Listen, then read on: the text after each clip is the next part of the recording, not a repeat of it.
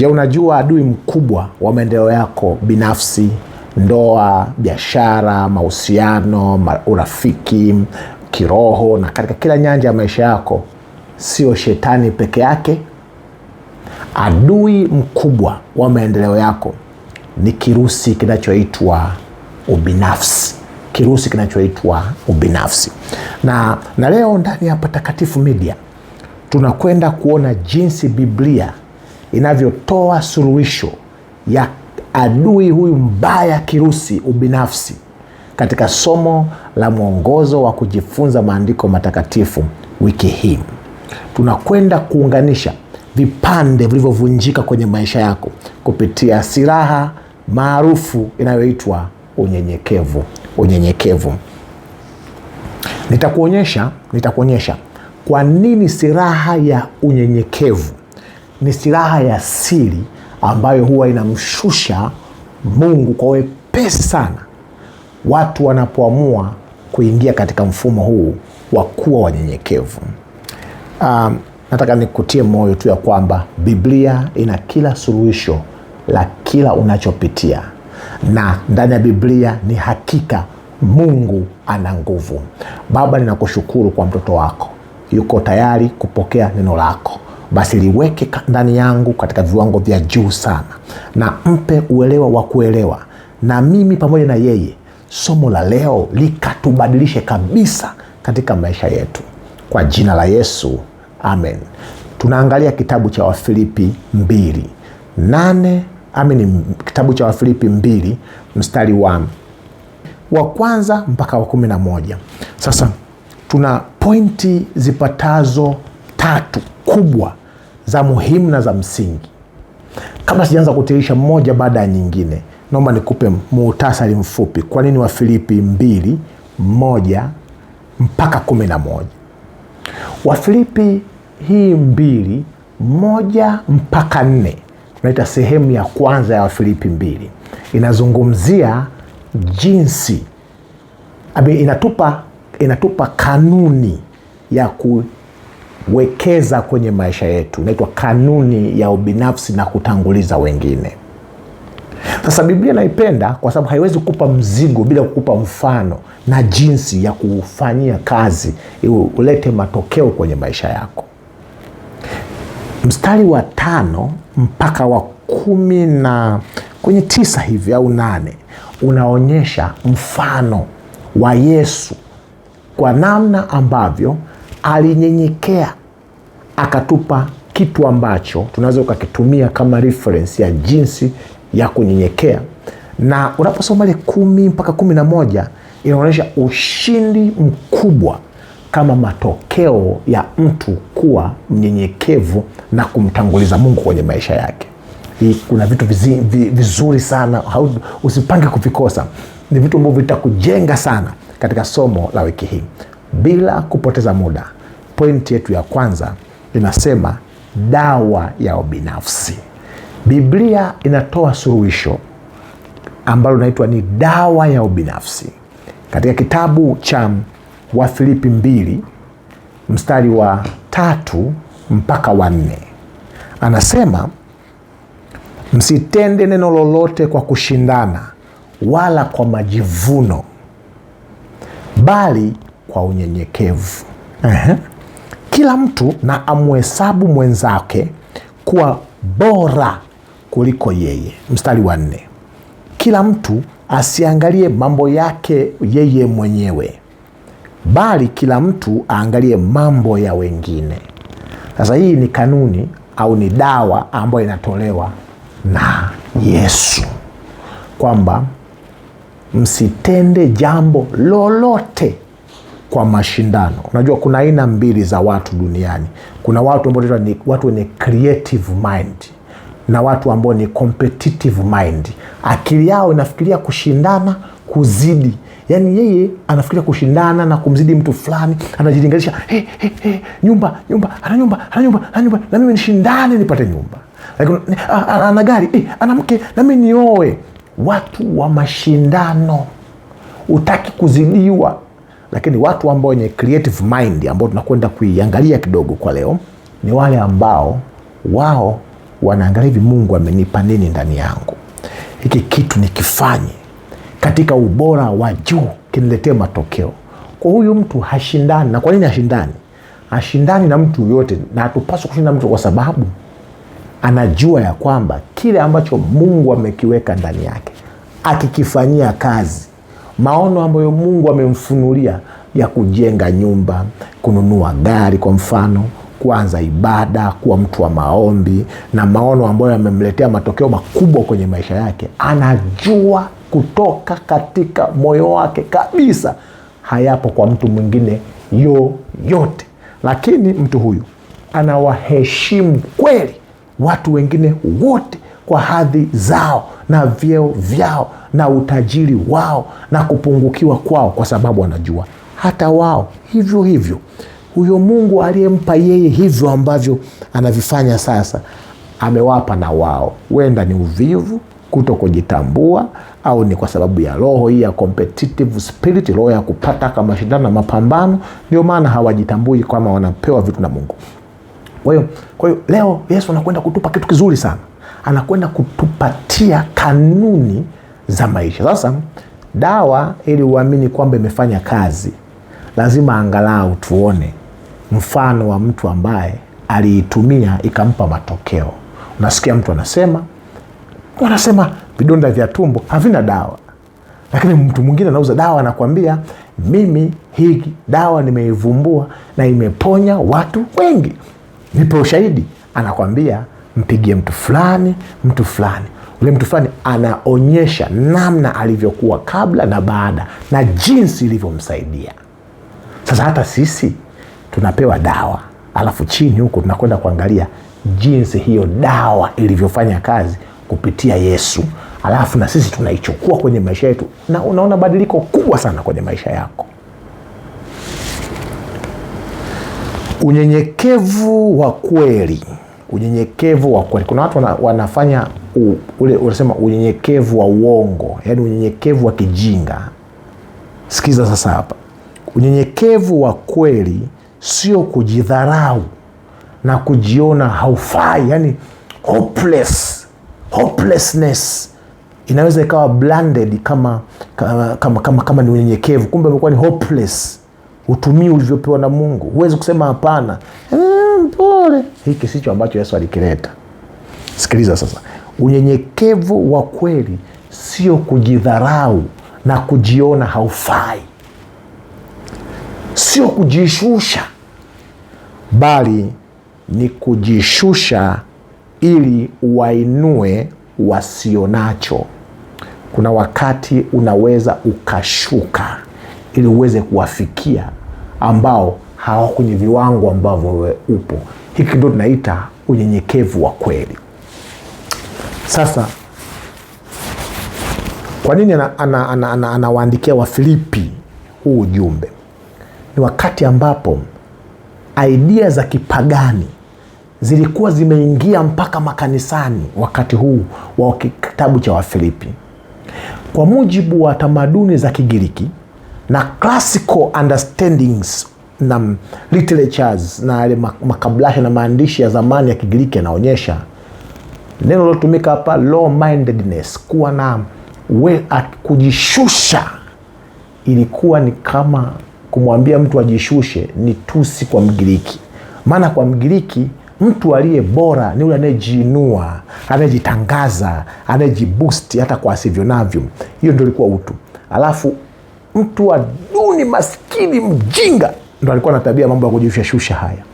Yesu anatupa kanuni ambayo inapindua kabisa mila na desturi za wanadamu wa kipindi chake, akionyesha kwamba njia ya kupanda ni kushuka na njia ya kushuka ni kujipandisha.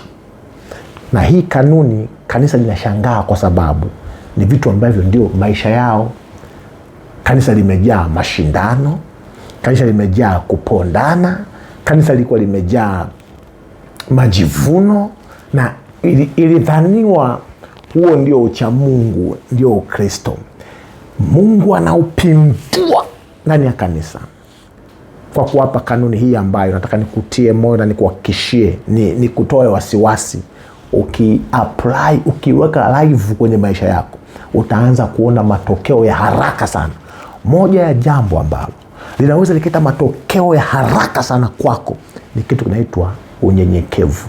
Unyenyekevu na kujishusha na kuwatanguliza wengine ili wewe uweze kuja baadaye. Lakini kanuni za kidunia hazina tofauti sana na kanuni hizi za Wagiriki za kujiona wewe bora, kujiinua ndipo unyanyuliwe. Lakini Biblia inasema anayejiinua atashushwa na anayeshushwa atainuliwa. Kwa nini? Ili uwe Mkristo ambaye dunia haiwezi kukuelewa kabisa, mke wako, watoto wako, familia yako, ndugu zako ambao umeamua kuachana tabia zao zile za kishirikina, za kiukoo, wafanyakazi wenzako, waumini wenzako, ili uweze kuwa tofauti, wakushangae kabisa, waone kama umepoteza mwelekeo, ni kuishi kanuni ya kujishusha na kujinyekesha sawa sawa na Yesu. Itakuletea matokeo makubwa sana, kwa sababu kitabu cha Luka 18:14 inasema, kwa maana kila ajikwezae atashushwa na kila ajishushae atakwezwa. Kwa lugha rahisi, kwa maana kila ajiinuae, anajiboost, anajiinua, atashushwa, na kila ajishushae kwa ajili ya kuwahudumia wengine atakwezwa. Hii ni kanuni ya dhahabu ambayo uikatae, uichukie, uipende, useme mimi bwana bado naitafakari sana. Yenyewe ni kama kanuni ya gravity. Ukiruka juu lazima uanguke chini, kuna nguvu ya uvutano itakuvuta chini. Ukikataa ukapanda juu ya ghorofa ukajirusha ili usianguke, utaanguka na kufa. Ni kama kanuni ya umeme. Waya wenye umeme ukiushika utakuunguza na kukuua. Ukisema siamini, ukaenda ukaushika, unakumaliza. Ukisema naamini, ukavaa gloves ukaushika, unatunza uhai wako. Kwa hizi ni kanuni kama unavyoona kanuni nyingine za kawaida za maisha, lazima uifuate na utaona matokeo bila kujali itachukua muda gani. Kitabu kinaitwa Desire of Ages, ukurasa wa 250. Anasema hakuna kikomo kwa manufaa kwa mtu ambaye kwa kuweka pembeni ubinafsi anatoa nafasi kwa Roho Mtakatifu kufanya kazi ndani ya moyo wake. Hakuna ukomo wa ubora kama utaamua kuweka pembeni ubinafsi na kuacha Roho wa Mungu afanye kazi ndani yako. Umanufaa wako, umuhimu wako hauna kikomo. Utakuwa ni wa muhimu kikata, kiwilaya, kimkoa, kitaifa, kibara, kidunia na kimbingu. Hakuna ukomo ukiamua kuishi hii kanuni ya kuweka kando ubinafsi. Hii kitu ndio tunajifunza leo kutoka katika kitabu hiki kizuri cha Waefeso, kitabu kizuri cha wa Filipi.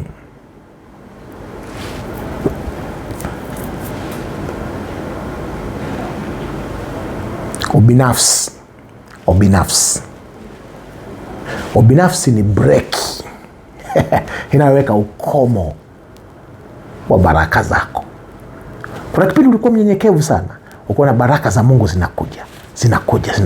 Utumii nguvu kidogo tu ukiomba kazi, umeitwa huku, umeitwa kule. Utumii nguvu kidogo kabla hata hujaenda kujisemesha, watu wameshakufikiria, wamekupangia, wakati umeshuka. Siku ulipojiinua ikaweka breki ya baraka zako, breki ya amani yako, breki ya uhuru wako. Yaani kile eneo lako likapigwa breki, baraka za Mungu zikazuiwa pembeni. Chanzo kilikuwa ni nini? Ubinafsi. Ndio maana Biblia, kati ya vitu vinavyopinga sana ubinafsi na kujiinua, hii tunaita Luciferian spirit, roho ya Ibilisi ambao anaipandikiza na kuipandikiza ndani ya maofisi, ndani ya makanisa, ndani ya vikao, ndani ubinafsi, kutaka cha kwako tu na hauko tayari kuwatanguliza wengine.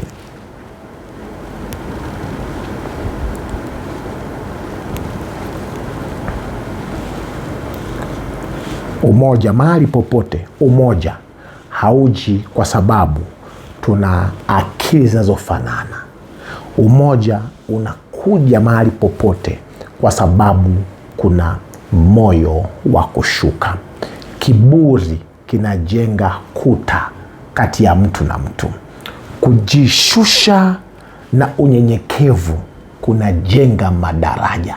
Ndio maana tunasema mbona huyu mambo yake yanaenda sana, halafu mbona huyu kila unapoenda nakutana na kizingiti, kikwazo, kiburi kinaleta ukuta wa baraka za Mungu, lakini kinaleta ukuta kati ya mtu na mtu. Mnaweza mkacheka, hajasema, lakini moyoni mwake ishajua huyu mtu ni mtu wa kujiboost, wa kujiinua, ana block hata zile connection ambazo zingeweza kuvusha upande wa pili.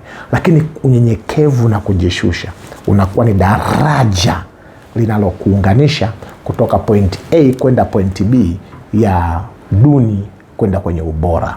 Na hii kanuni, iamini, itakusaidia sana. Sasa tukasema hawezi kufanya kitu Mungu bila kutupa mfano wa namna ya kufanya, ili atufundishe njia ya kupanda kwa wepesi, njia ya kumshusha Mungu kwenye maisha yetu, familia yetu, ndoa zetu na kazi zetu na malengo yetu kwa wepesi. Akatupa mfano wa Filipi 2 mstari wa 5 mpaka wa 8. Huu mfano Mungu hakuamua kutumia mtu yoyote, taasisi yoyote, nabii yoyote. Yeye mwenyewe akatupa mfano. 2:5 mpaka 8 wa Filipi anasema, iweni na nia hiyo hiyo. Iwe na nia hiyo hiyo iliyokuwa ndani yenu, ambayo ilikuwamo pia ndani ya Kristo Yesu, ambaye yeye mwanzo alikuwa yu namna ya Mungu, naye hakuona kule kuwa sawa na Mungu kuwa ni kitu cha kushikamana nacho, bali alijifanya kuwa hana utukufu, akatoa namna ya utumwa, akawa ana mfano wa mwanadamu. Na tena alipoonekana katika umbo la mwanadamu, alijinyenyekeza akawa mtii hata mauti. Akawa mtii hata mauti. Iweni na nia. Nia ni nini? Nia iliyotumika hapa, neno lilotumika nia, tunaliita ni mind. Mind ni kitu, mindset ni akili ulivyoiweka, ya kujifanya kama hauna kumbe unacho, kujifanya kama hauna viwango hivyo kumbe viwango hivyo unavyo. Lengo ni nini la kujifanya hivyo? Sio kukwepa watu, sio kukwepa mizinga kama ni fedha, sio kukwepa majukumu. Ni ili wafikie watu ambao kwa hadhi yako ambayo unayo usingeweza kuwafikia. Ni ili wahudumie watu ambao kwa hadhi yako ulionayo usingeweza kuwahudumia. Ngoja nikwambie, Bakhresa, mfanyabiashara mkubwa wa dini za Kiislamu, asingeweza kujishusha kufikia hatua ya kupika mandazi ili maskini kabisa wa chini apate kula kama angekuwa hana mawazo ya kumfikiria mtu wa chini. Ngoja nikwambie, wiki 2 zimepita, kuna mtu mmoja ambaye Mungu amempa baraka na uwezo mkubwa kidogo. Aliamua kuachia kabisa siti zote za gari, akakaa kwenye buti, bosi mkubwa, ili sisi wengine ambao angalau hadhi yetu ya kiuchumi kwa afadhali kidogo tuweze kukaa kwenye kiti ambacho itakiwa kukaa yeye, ili lengo la kufika mahali ambapo tunakwenda kufika tufike. Kwa mtu anayemfahamu yule bwana, angemkuta kule, angeshangaa kweli kwamba huyu jamaa vipi, ana shida gani, amechanganyikiwa. Lakini ni unyenyekevu. Mwenyewe nimekuwa na rafiki yangu mmoja, nimekuja kugundua baadaye ni mtu mkubwa sana katika serikali hizi zilizopita 2-3 hapa Tanzania, na sasa hivi ni mtu mkubwa baadaye sana, kwa sababu jinsi maisha yake yanavyoishi ni ya kujifanya kama si kitu, ili angalau akidhi viwango vya kuishi na watu wasio na kitu, kuwafikia wasio na kitu. Tumefanya uinjilisti, tumeenda mahali ambapo kwa watu wasio na kitu kabisa, tumetembea barabarani, tumeimba nyimbo kama tukiwa kama yani hopeless, watu wasio na kazi, wasio na maisha, wasio na chochote. Tumehubiri Injili, tumefikia watu katika hadhi ambayo baadaye nakuja kugundua kumbe mtu ni mtu mkubwa sana katika serikali, lakini kumbe alijifunza kanuni ya unyenyekevu. Asingeweza kuwafikia wale watu kama asingeshuka viwango hivyo. Nikwambie mpendwa, moja ya kanuni halali ambayo itakusababisha upande kwa wepesi ni kushuka na kuwahudumia watu. Ikiwa Yesu aliye Mungu aliamua kuona kuwa sawa na Mungu, kuwa na hadhi ya kimungu, si kitu cha kuendelea kukingangania kama mtoto wangu mwanadamu anaendelea kuteswa na majini, anaendelea kuteswa na magonjwa, anaendelea kuteswa na madeni, anaendelea kuteswa na umaskini na tabu, anaendelea kuteswa na dhambi za kila namna. Akaamua kuacha hadhi ya uungu, akavaa namna ya binadamu, akashuka. Alipoonekana, alionekana kama mtumwa, mtu asiye na maana, mtu asiyefaa, mtu asiye na kitu cha msingi kwenye maisha. Wengine walimtemea mate. Tena Biblia inasema 53 Isaya, walidhania kwamba anapigwa na Mungu. Mtu wa huzuni nyingi, ajuaye sikitiko. Hata katika kilele cha maumivu na mateso yake akalia, Bwana wangu Bwana, Mungu wangu Mungu wangu, Eloi o Eloi lama sabakthani, mbona umeniacha? Alilia kilio hicho ili kila anayeona ameachwa aweze kugundua sasa yuko Mungu anayemtaka. Unaweza kaachwa na mke wako, kaachwa na mume wako, lakini Mungu ameshasema. Yesu alilia, mbona umeniacha? Ili wewe uliachwa akupe faraja ya kuona hauko peke yako. Unaweza kaachwa na uchumi, unaweza kaachwa na afya, unaweza kaachwa na elimu uliyosoma lakini haikusaidii kitu, unaweza kaachwa katika hali ya mateso. Lakini nataka nikutie moyo, kushuka kwa Yesu kumempandisha kila mwanadamu kwenye hadhi ya kuwa mtoto wa Mungu. Tena Biblia inasema ni jambo hili la ajabu eti sisi kuitwa watoto wa Mungu. Watoto wa Mungu. Kanuni hizi ni nzuri, ukiziapply kwenye maisha yako zitakusaidia. Mambo manne, au kwa Kiingereza wanasema 3S, 4S, S4. Ngoja nikwambie. Tunajifunza S ya kwanza ambayo tunajifunza kwenye hiki kipengele ni S inayoitwa submission, kujishusha. Hii ndio kanuni iliyompa Yesu ushindi, ambayo na wewe ukiwa mtu wa kushuka na kujishusha lazima utashinda kila utakapokuwa kwenye maisha yako. S ya pili inaitwa surrender, kujisalimisha. Hauwezi ukafanikiwa chochote kwenye maisha yako kama hautasalimisha vipaumbele vyako kwa Mungu. Vya Mungu ndo vikakutawala, alafu vya kwako kaviweka chini.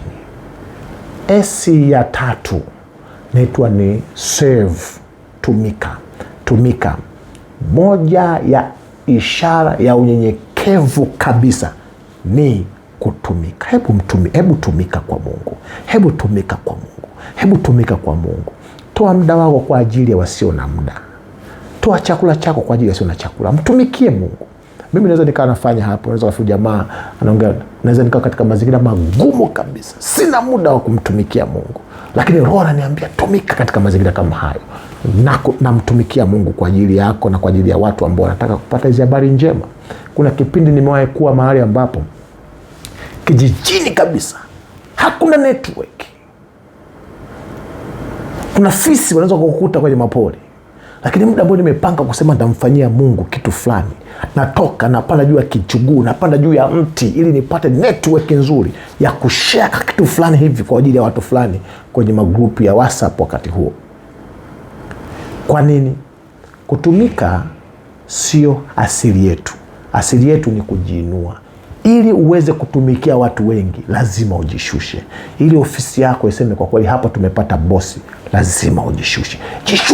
Jishushe. Ushindi upo kwenye kujishusha. Heshima ipo kwenye kujishusha.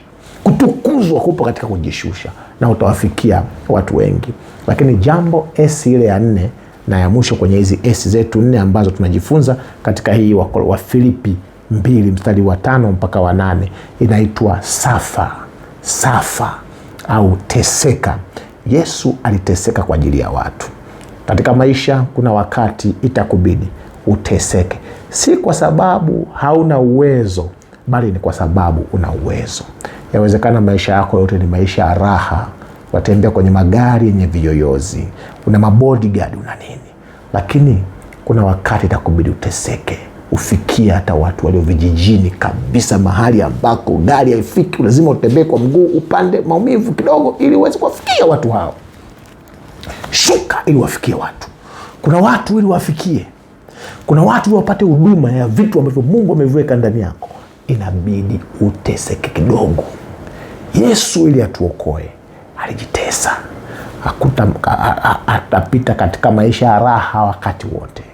Atapita katika maisha ya raha wakati wote. Kuna wakati, muda ambao ni halali kulala, kupumzika, angalau akili jijenge kwa ajili ya kesho, lakini unaenda unakata sehemu ya muda wako ili uweze kumhudumia mtu fulani, ili uweze kutoa kipaji chako kwa mtu fulani, ili uweze kuhudumia watu fulani. Hii ni kanuni halali ambayo itakujenga sana. Niseme mambo machache. Kitabu kinaitwa Review and Heralds, kilichoandikwa mwaka 1905. Anasema hivi: Kristo alikuwa mkuu wa mbinguni, lakini alishuka ili kuvaa utu. Alijishusha chini kabisa ili aweze kuwafikia wale ambao walikuwa wameanguka chini kabisa. Ngoja nikwambie, hata mmoja wa mwanafamilia yako, anaweza kuwa ni mume wako, anaweza kuwa ni mke wako, anaweza kuwa na watoto wako, akawa ameshuka chini kabisa kwenye uzinzi, ameshuka chini kabisa kwenye ulevi kabisa, madawa ya kulevya kabisa, kwenye kuvurugwa na mambo ya dunia hii. Ngoja nikwambie, hauwezi kumsaidia kwa kujiinua. Ili uweze kumfikia, lazima ukubali kushuka. Hatafikia hatua uongee lugha zake, na kwa maombi mengi Mungu anafanya muujiza na mambo yanakuwa mazuri. Tunaposema Mungu ana nguvu, alishuka ili akuvute na kukuinua kwenye hali yote ambayo unapitia. Ikiwa Kristo alishuka, akaacha utukufu, akaacha kuabudiwa na mabilioni wa malaika, wewe ni nani hata ushindwe kunyenyekea hata ukamsamehe huyo aliyekukosea? Wewe ni nani hata ukashindwa kunyenyekea hata ukashindwa kumtumia mtu neno la Mungu la kumtia moyo? Wewe ni nani hata ukashindwa kunyenyekea ukaanza kuwaheshimu na hata wasio wa hadhi yako? Ukaanza kuwaheshimu wasio na hadhi yako. Yesu mwenye hadhi zote, Mungu wa miungu, mfalme wa wafalme, aliamua kuacha akawa kama mtumwa, ili wale walio watumwa waitwe watoto wa ufalme, ukuhani wa kifalme, watoto wa Mungu. Ni jambo zuri kuitwa mtoto wa Mungu. Hawa ndio waliitao jina la Baba, wakilia Aba, yani Baba. Wanasema kwa hiyo tunampigia Mungu magoti, ubaba magoti, yeye ambaye ubaba wote umewekwa chini yake. Alitukomboa kwa gharama kubwa ya kujishusha. Wewe ndugu yangu ni nani hata ushindwe kujishusha, ili uweze kuwasaidia hawa ambao Mungu amewaweka chini yako, ili uweze kumsaidia huyo ambaye umemdai kwa muda mrefu na ameshindwa kukulipa na hana cha kukulipa kiukweli. Huyo ambaye amekufanyia kosa ambalo umepania, umesema siwezi kumwachia. Ni kweli hautaweza kumwachia mpaka utakapokuwa na hii spirit of meekness au lowliness ambayo ilikuwa ndani ya Kristo. Mwambie Mungu, naomba unipe hii roho. Unyenyekevu sio kujidharau, ni kujisahau kwa ajili ya wengine. Unyenyekevu sio kujidharau. Unyenyekevu ni wakati mwingine unaamua kujisahau makusudi kwa ajili ya wengine. Hata kama una mamlaka na madaraka, unaweza kufanya chochote. Kuna wakati unajifanya kama vile huna mamlaka hayo, ili tuweze kumsaidia mtu ambaye wakati mwingine amefanya jambo la kipumbavu kabisa, ambalo linastahili hata kunyongwa, linastahili hata kuadhibiwa, jambo ambalo linastahili hata huyo mtu asiwepo katika dunia hii, lakini unaamua tu kulipotezea ili angalau umsaidie kwa vitendo. Kwa nini nasema hivyo? Kristo hakushuka kwa sababu alikuwa ni dhaifu.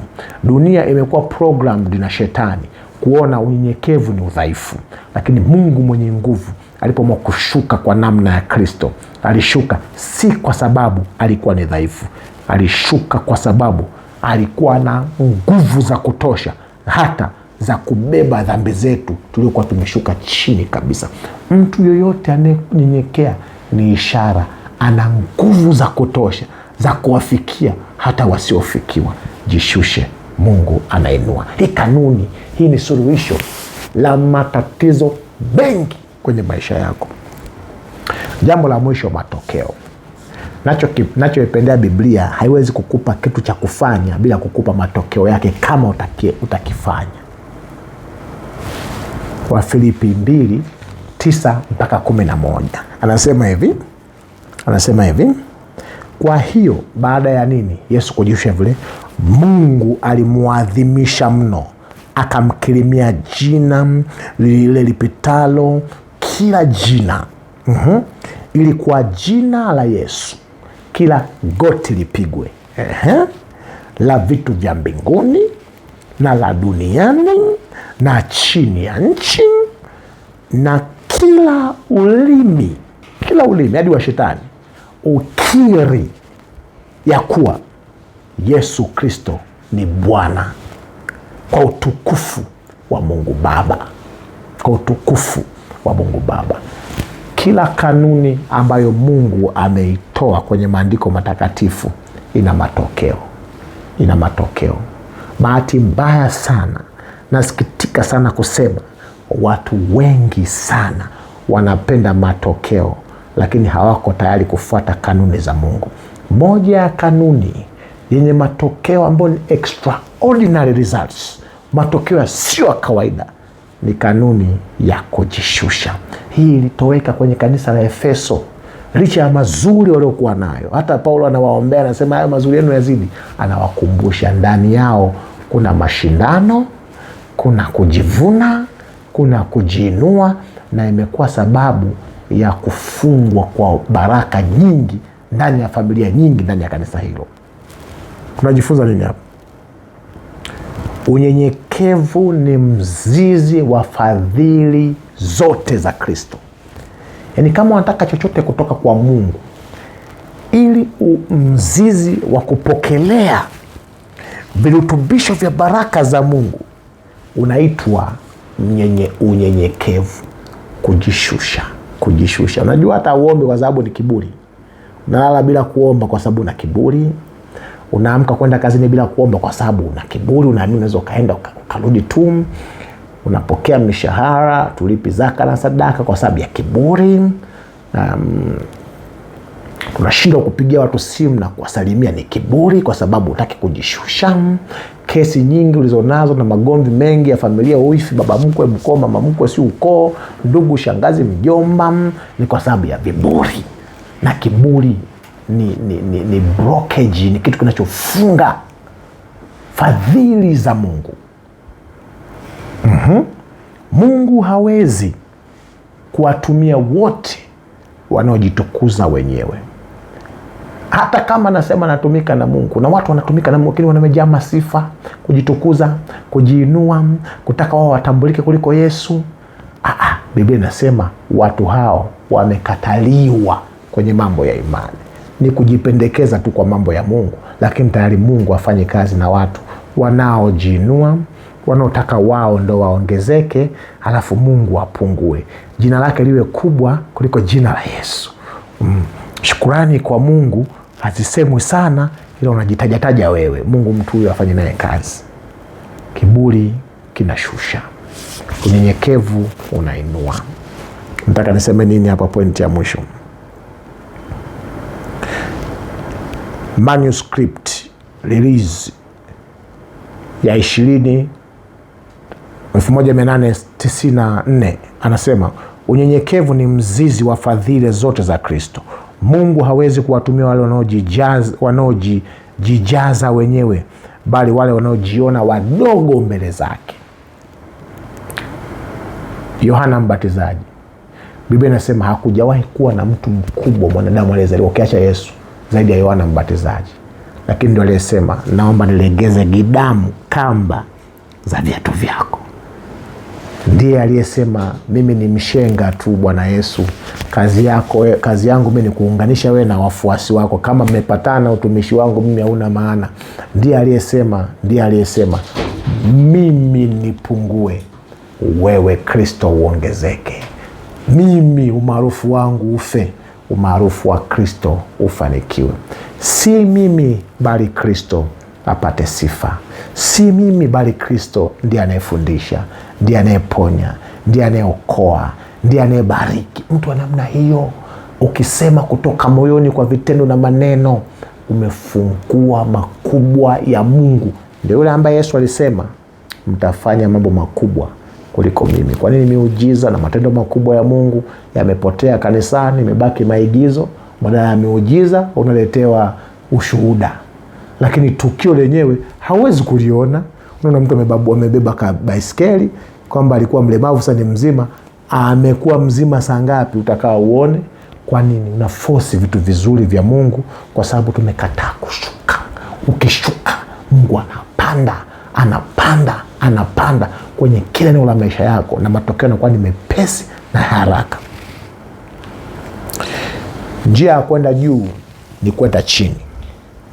Ukishuka mbele za Mungu unakuwa unstoppable, usiyezuilika. Alafu kwa sababu Mungu mwenyewe ndiye anayekuwa manager wa kupandishwa kwako. Sasa hivi wasanii na watu maarufu wana mameneja, hata wachungaji watu maarufu kweli wanakuwa na managers, watu ambao wanaratibu mambo yao, wanabeba mikoba na wengine machawa kidogo hivi. Mtu anayeamua kushuka na kumwacha Mungu atukuze kwenye kile anachokifanya, Mungu anaamua kuwa manager wa maisha yake. Huyo mtu tunasema ni unstoppable, ni mtu asiyezuilika. Hakuna ataanzia wapi? Kila kona umezungukwa na Mungu. Malaika wamejaa vitengo, wanasubiri tu useme kitu wafanye. Wewe si mtu wa kawaida. Watu wanakuitaita, wanakutaja hata kabla wewe hujafika. Yaani unakuwa si mtu wa kawaida kwa sababu umeamua kushuka. Hii kanuni ilisababisha Yesu aliposhuka mpaka akapata maumivu ya msalabani, Mungu alimpandisha hadhi ya juu. Aliporudi kwenye hadhi yake ya uungu, kila goti litakiri na kila kinywa kikiri ya kwamba Yesu ni Bwana. Unaona watu wanasumbuka zaidi, hakuna Mungu. Hii ni ulevi na vitu vilewa, akili za vurugu za neno la msalaba ni upuuzi kwa wanaopotea.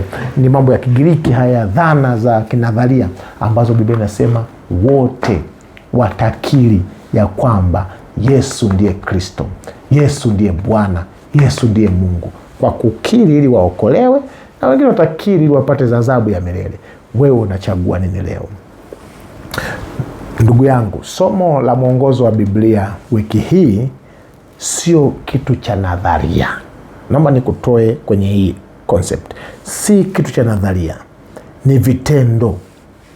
Chagua kuwa kundi ya popote utakapowekwa, badala ya kuwa kisu kinachokata umoja popote unapoenda. Chagua unyenyekevu kuwa silaha ambayo itakufanya ushinde kila vita popote utakapowekwa. Unaniuliza, mtumishi, nifanyeje?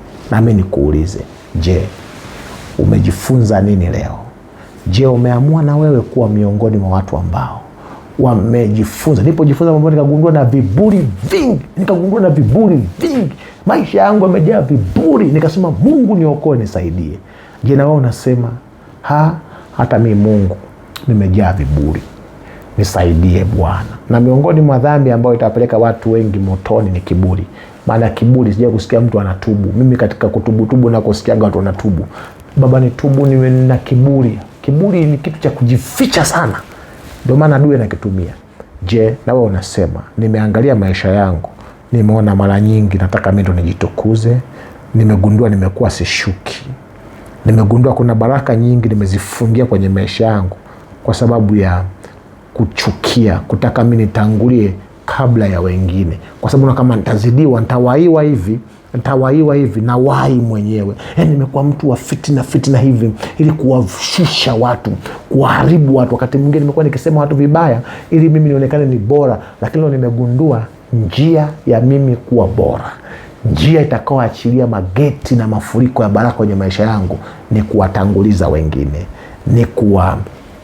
ni kujishusha na kuwatumikia wengine na kuwatanguliza mbele wengine, huku nikimtegemea Mungu. Njia ya kunifanya mimi nipungue, Mungu aongezeke. Na ikiwa unasema nahitaji Roho wa Mungu awe juu yangu na anipe hii karama na hii neema ya kujishusha, ikiwa unasema hivyo, Mungu akubariki sana. Hebu tuombe. Baba, asante kwa somo zuri la leo. Wewe uliyeacha enzi na ukashuka kama mtumwa, ukatuachia kanuni ya kunyenyekea na kutanguliza wengine, tunakuomba hilo jambo utufanyie ndani yetu, mimi na msikilizaji wa Patakatifu Media. Ukatushushe tukanyenyekee, ili Bwana wakati mwingine tukubali hata kupoteza fedha zetu kwa ajili ya wasionacho, kupoteza muda wetu kwa ajili ya watu fulani wanaohitaji msaada wetu, kujishusha mbele zako. Tusome maandiko matakatifu, tujishushe mbele zako, tupate muda wa kusoma neno na kuomba na kukutukuza. Tujishushe katika kuwahudumia wengine. Bwana, tusaidie. Asante Mungu, maana umetenda. Asante maana sisi tu watoto wako. Asante maana sisi tu watoto wa Mfalme. Asante kwa sababu tunahudumia wengine na tutaendelea kuhudumia kupitia vyanzo na fursa na vipawa na vipaji ambavyo umeviachia ndani yetu. Asante maana kama ulivyomtukuza Yesu katika viwango vya juu sana, hata sisi Bwana hautatuacha wa kawaida. Utatulipa mara 100 hapa duniani na zaidi mazuri yote tuandalia mbinguni. Acha roho wa kujishusha akae ndani yetu. Nafukuza mbali kabisa roho wa kujikweza na kujiinua katika jina la Yesu. Amen. Mungu akubariki sana.